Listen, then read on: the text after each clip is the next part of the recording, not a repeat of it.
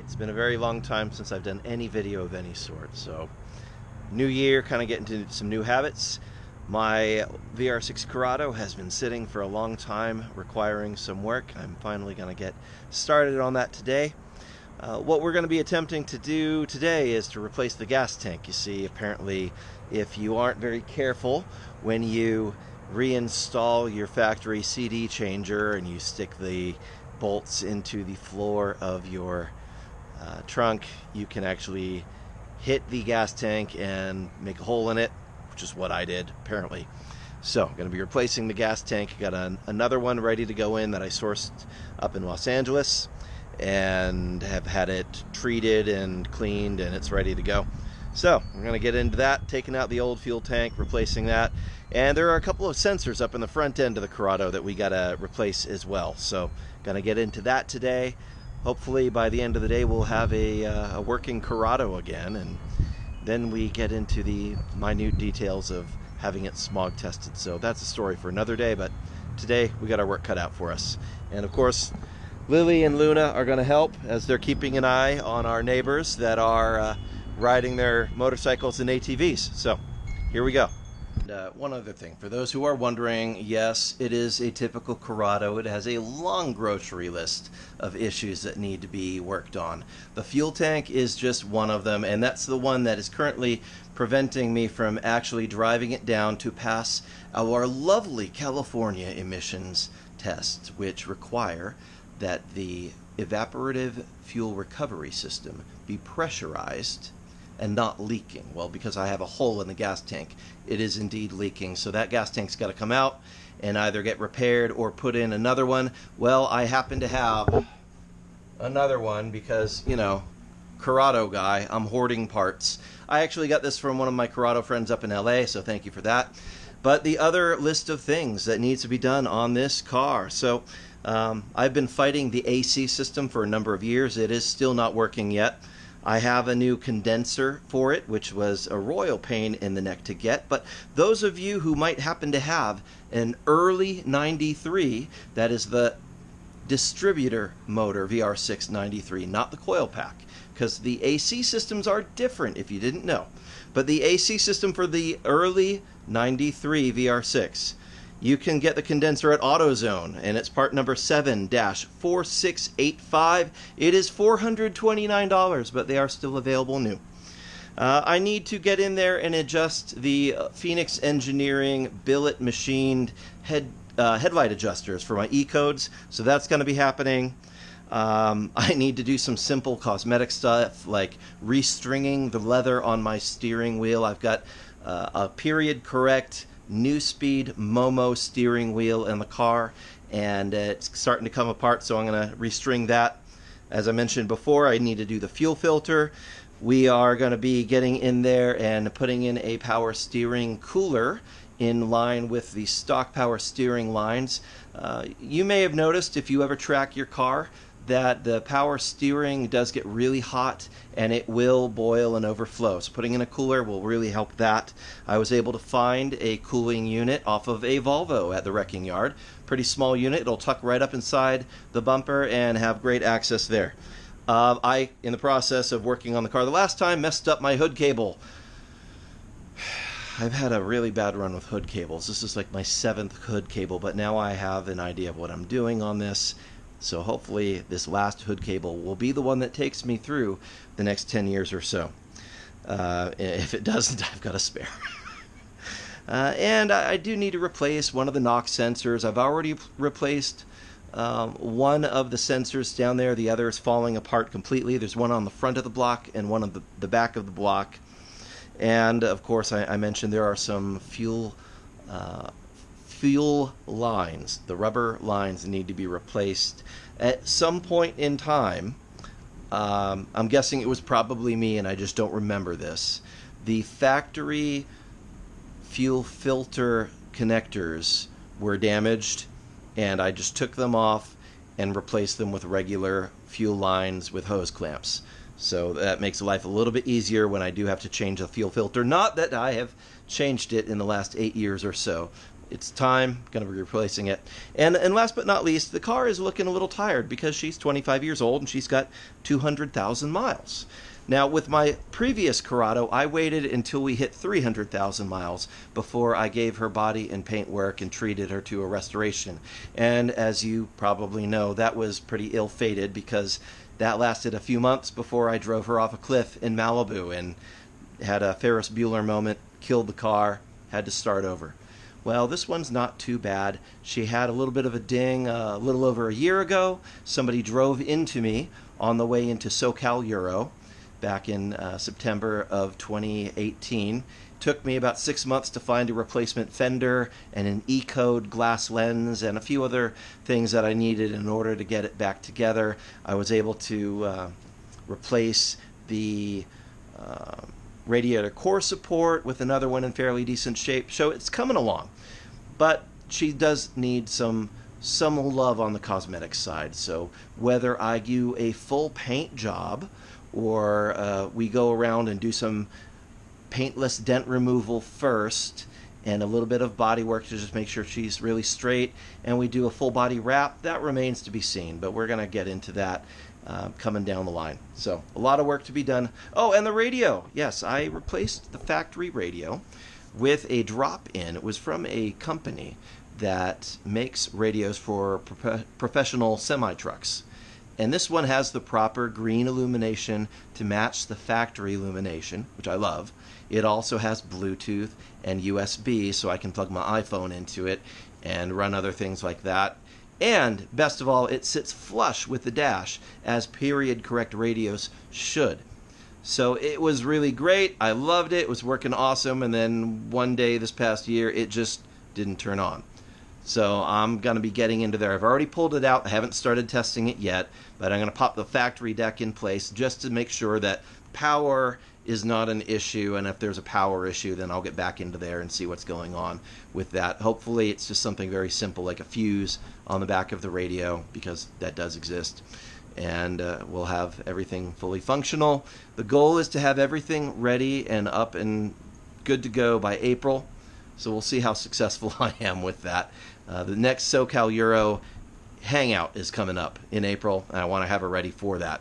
Actually, I'd like to have her ready before then, so my goal is to get her driving this week, get her on the road, shake out the bugs. I have to clean off literally the cobwebs that have been accumulating while I've been working really hard with work stuff and school stuff. Finishing my master's degree, graduating in May, very excited about that, but all that has taken a lot of time. So I'm going to get into the Corrado now. I'm going to break one of my cardinal rules of video production, and I'm not using an external microphone, so I apologize if the sound quality isn't as great as it could be. But here we've got my VR6 Corrado. It's a 93. It's got 200,000 miles on it, and we have been lovingly taking care of her for quite a number of years. I've been driving Corrados for 25 years. Yeah, that's about right. Anyway, she needs the fuel tank replaced. So back here, we've started to gain access, just getting ready to see what needs to come out. So there's a couple of bolts up inside here that have to come out, and underneath we've got kind of a rusty bolt right there that's going to have to come out. This one's not in too bad of shape to remove the straps. And then when we get up into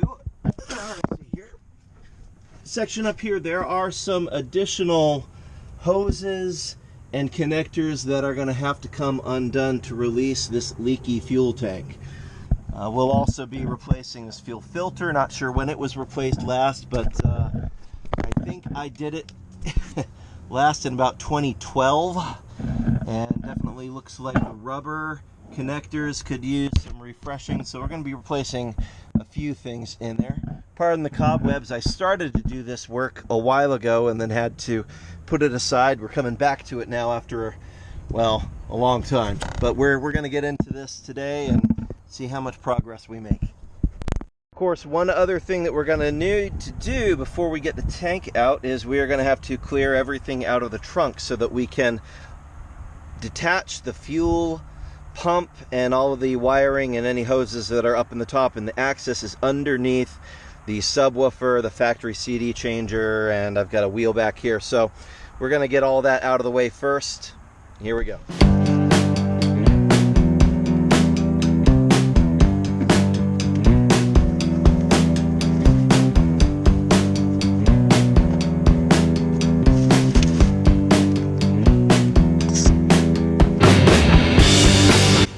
Fire extinguisher, very handy if you have a Corrado.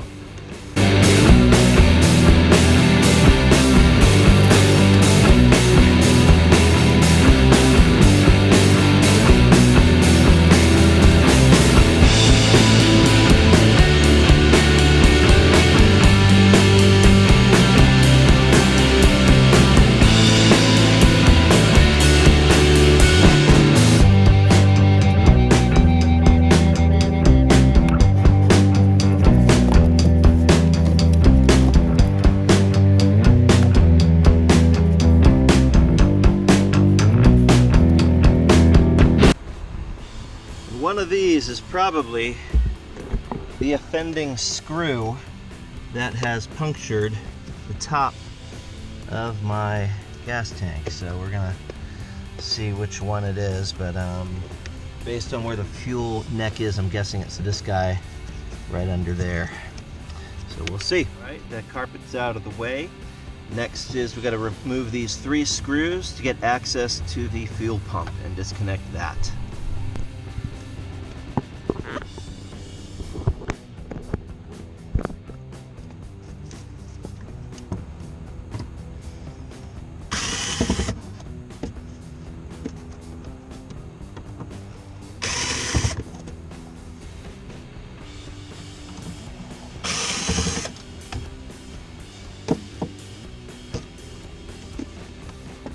Alright, next we're going to disconnect these guys. I am going to check for function on the fuel pump before we remove all of this, just because I want to make sure that this is actually working and not have any surprises. If I need to change the fuel pump while I have the tank out of the car, that would be definitely the easiest time to do that. Well, true to form with the Corrado, I just checked to make sure that the fuel pump was working before we started to remove this, and it is not.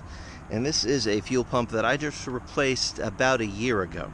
So the next thing we're going to do is we're going to test for voltage actually going to the fuel pump. If we're not getting any voltage, then we know that there's a problem with the fuel pump relay. I happen to have a spare one of those. We can swap that in and test it and make sure that things are happening the way they're supposed to. If we are not getting voltage to the relay, then we have to start backtracking through the rest of the electrical system, which can include problems such as the ECU relay and well, the fuse box. They have a tendency of going bad as they get old, so we'll look into seeing what's going on with this before we go any further. Fortunately, that problem didn't fight me too hard. I was not getting power to the fuel pump after checking it back at the connector in the trunk. So next step was to check the relay. When I was turning the ignition key, there was no clicking happening from the infamous 109 relay, which is the fuel pump relay. So had a spare brand new one lying around. Turned out the old one, this is the original 25-year-old relay, so it hung in there for quite a while. The new one is gray. I've got that in there in its place happily under the dash, and so now happily when I turn the key,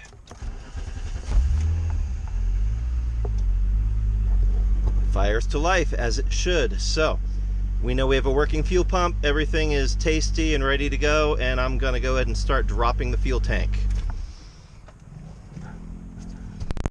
Puppy's being a good help. Yes, very helpful dogs. Yes, good girls. Thank you for helping. Keeping an eye on everything. Yes, very helpful work dogs. As that bolt does seem to be pretty corroded, I'm going to hit it with a generous amount of PB Blaster, let that sit for a little while. I'm going to go ahead and hit this one too, and the others that I need to remove, just because it's been sitting a while. This is obviously the original tank. Whether or not the bolts are corroded, I don't want to be fighting with them any more than I absolutely have to, so they are gonna get hit with the treatment. Some of the easy stuff, I'm gonna get these 2 bolts that are right up in here.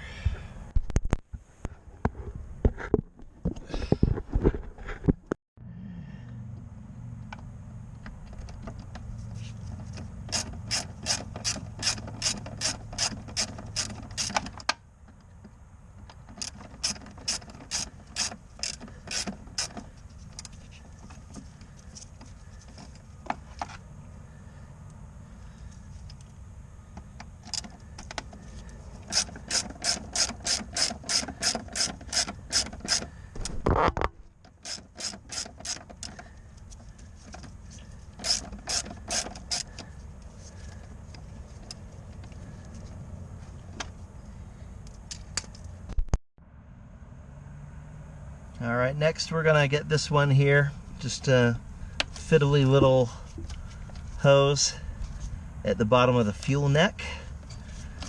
And yeah, obviously this has never been removed since the car was new. So I'm anticipating that it's gonna take a little bit of convincing to slide off when I actually drop the tank, but I'm just gonna loosen it a little bit right now. There are, you know, better tools for this, but I think this is such an old hose, I'm probably going to end up replacing it anyway, so I'm not too concerned about whether or not I destroy part of it. It's pretty old and cracked. Alright, and then let's get these 13mm guys that are holding on the straps at the bottom of the fuel tank. I hit them with PB Blaster earlier, so they've been soaking a while. They seem to be pretty loose. That's good. This guy's coming right off. Now I could make it a little easier on myself with the air tools, but I don't want to risk snapping a bolt when you're talking bolts as old as these, so I am going old school and using the hand tools. Also, one of the reasons I'm doing this, I mean, there are things that are just made easier by power tools, and I do have a bunch of them available to me, but the average Corrado mechanic is working on his back in his driveway, and these videos that I'm doing are really to help that person. So you're sitting there wrenching on your beast because you don't want to pay the crazy amount of money that the average mechanic charges. This is for you. You can do 90% of this work at home. Off 2 of the 3 bolts on the back side, that is the side closest to the axle beam.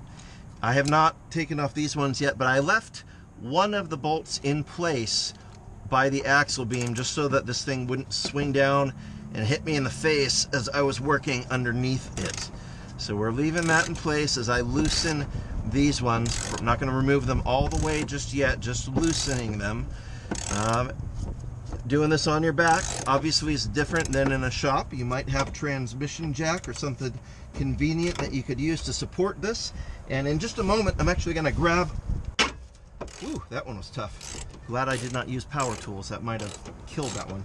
But I'm going to go grab my jack and support the weight of the fuel tank with the jack before I take these out completely. And then I'll be able to lower it down slowly without any risk of injury to myself or the car. So I'm guessing that this is about the center of gravity of the tank right here around this center strap, and as I lift this, I'm going to stretch this across so it spreads out the weight a little bit. It's not super heavy. I don't have much gas in the tank, thank you to the leak. So as I just lift this up, all I'm going to be doing really is providing support so that when I remove all the straps, I'm going to slip it under this one here, and it can just have the other strap in place. It's fine. I'm just going to not jack it up super heavy. I'm just putting enough to keep it in place as I remove the final bolts so it doesn't fall in my face while I'm working on it.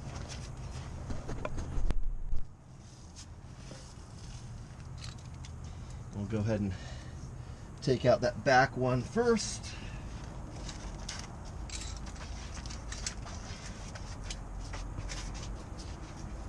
you're working under a car, always make sure you have jack stands securely in place for safety. You don't want this thing coming down on your face. My dogs agree. That would be a bad day.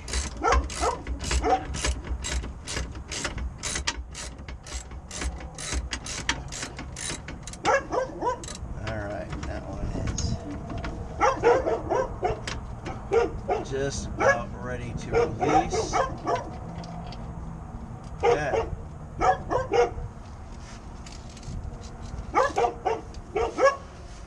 Woof, woof, woof. Yes. Woof, woof.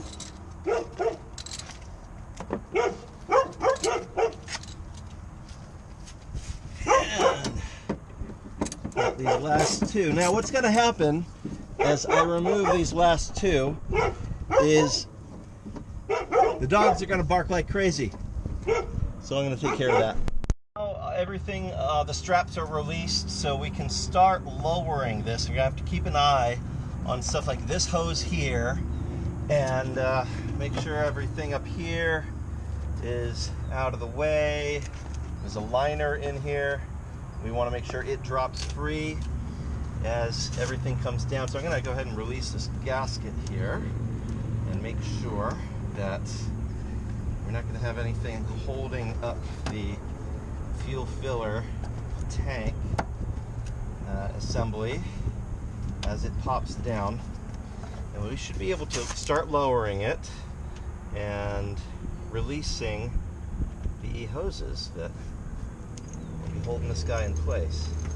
Alright, so coming down very slowly, and I'm going to start working on each of those individual parts so they don't break things. Alright, we got the tank partially removed. And now you can see, now that we have access, all these hoses and things up here that have to be released. So they've got those really funky factory connectors. You can either cut them off or you can wiggle them off, or if you actually have the special factory tool, that would probably make life a lot easier. I do not have that, so I'll be cutting them off. Thank you very much. All right, those two big hoses have been released, and I think with those ones off, we are probably clear to finish lowering the tank. So I'm going to go ahead and slide these out of that bracket, and we should be able to get this free. And it's out. That, ladies and gentlemen, is a fuel tank with 200,000 miles, 25 years old, and apparently leaking from somewhere. Now I do see right down in this area there's fuel coming out of there, and all along this seam here. So that would seem to be where our leak is. It's possible that some of it came out of this little section here while I was removing it, but this is, yeah, looks like it's been leaking for a while. There, again, there's some smaller leaks up here, or evidence of spills, I should say, and I think that's just from removing it. But I think right there, there's like a crack in here too. So it looks like it was not actually me drilling into the trunk with the wrong place to put the CD changer back in. It looks like it was just age and wear and tear. So anyway, it's the old one, it's out. It had a bit more fuel in it than I had anticipated, so it was pretty heavy, but it is indeed out, and we're gonna go grab the new one and start getting that one in place. And of course, while it's out, before I put in the new one, I'm gonna take the opportunity to clean a little bit and just do some rust proofing. And of course, down here, our friend, the fuel filter. I'm gonna replace it while there isn't a supply of fuel going into it.